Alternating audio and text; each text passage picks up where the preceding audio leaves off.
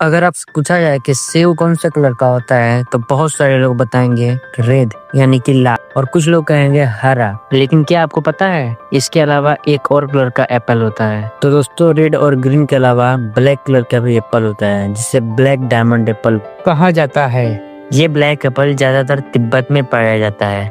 हालांकि ये एप्पल भी बाकी एप्पल की तरह अंदर से व्हाइट ही होते हैं और खाने में भी एकदम मीठा होता है। ब्लैक एप्पल खाने से जोड़ों का दर्द और सूजन को कम करने में मदद कर। अगर इसकी कीमत की बात करें तो ये लगभग 500 से लेकर 800 रुपए तक का एक सेब मिलेगा।